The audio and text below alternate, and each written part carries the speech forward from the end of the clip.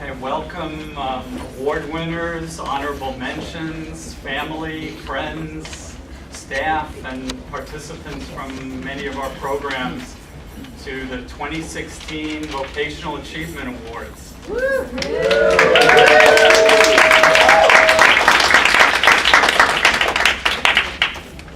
We often tell our board and our supporters that even though we're a housing development agency, we do a lot of this. Our mission is to build housing for people. It's what happens inside the housing and inside the programs that's what's vital and changing people's lives. And it's the kind of event that really defines what we're all about. My name's Eric from Career Court, 621 Water Street.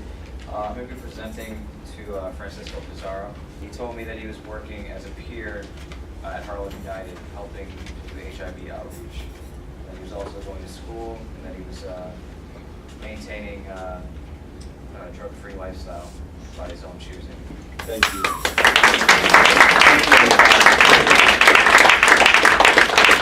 I'm going to be presenting for Mr. Elio Ruiz. Last spring, he worked with the development department to do a few short spots for the Good Neighbor Walk that I think turned out really great. Thank you very much. It was a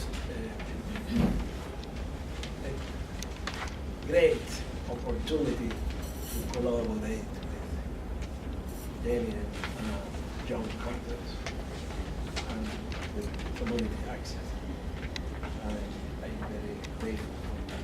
Thank you very much. And today I'm presenting an award to Sufi David. Right away I was struck by Sufi's honesty and vulnerability. He started working at Visiting Nurses Services, and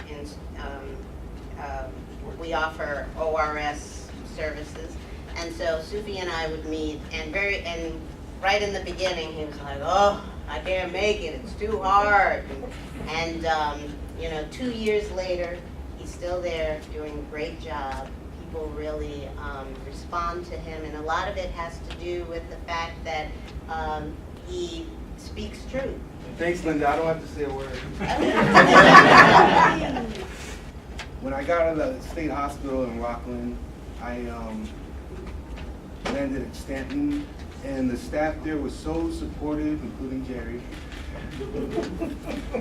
And they really helped me to encourage me to take steps in a forward direction. I didn't know where I was headed. I just knew I didn't want to be still or stuck. But I'm currently working at Visiting Nurse Service in Queens as a peer specialist, working in the field, visiting families, counseling them, helping them through crisis, trying to keep clients out of hospitals. Just want to thank everyone for being here. Thanks for the honor and the privilege of receiving this award. And that's it. My name is Tyne Virgin Bryan. I'm a service coordinator at DeKalb. Ms. Smith went to school for pastoral seminary school, where she had just recently, this May, obtained her bachelor's degree in seminary. And I am so proud of her. She never stopped. She never put it aside. She never changed her mind. She was very determined and very motivated. And I can't say if I didn't get to community access, all these things wouldn't have happened. But I'm glad it was community access where they happen, because there are people's lives you might not know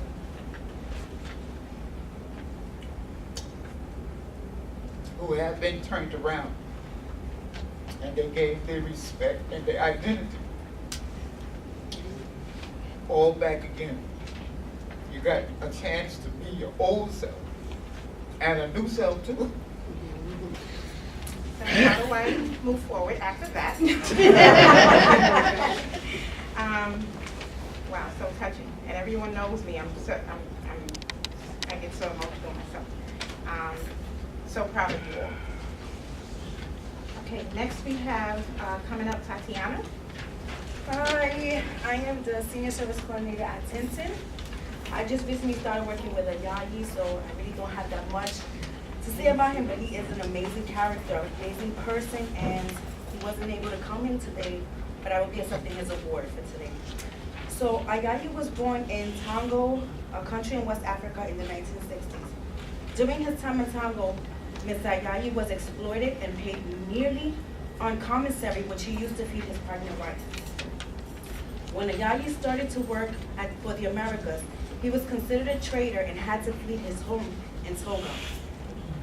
With no way to sustain himself in the U.S., he became homeless and running the shelter system came into contact with community access.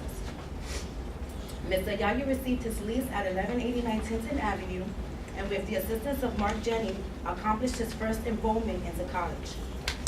Ayayi, through hard work and dedication, has obtained an associate's, bachelor's, and master's degree, and is currently in the process of enrolling for his postgraduate degree for criminal justice.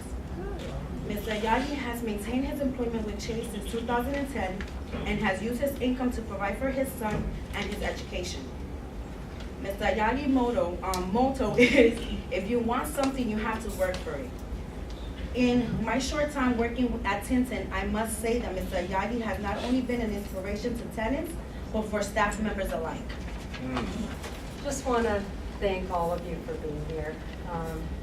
And maybe another round of applause for all the awardees. It is sort of very, very difficult day in and day out with all of the things that we typically need to do that are very immediate, to find time to sort of participate in these sort of ventures that are cross-agency. And I think at Community Access, because of who we are, we have a very wide definition of what we mean by work.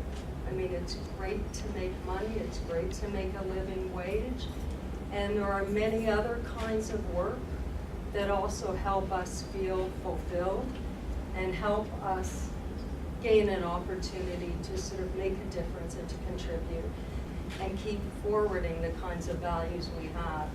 The belief in potential, and the belief that people ought to choose their own purpose. And for those of us who are privileged enough to be in a position to move that forward, to engage people in a way where we help them figure out what that is, if that's what's needed. Ms. Miller is a Howard the Hart graduate. She also holds a KSAC-T, and she is a front desk worker for Community Access. All right. I am going to introduce to you Gerald Jenkins. So when I was thinking of terms just to try to help you know who Gerald is, I thought jovial, passionate, engaged. Wherever he goes, that's what he brings.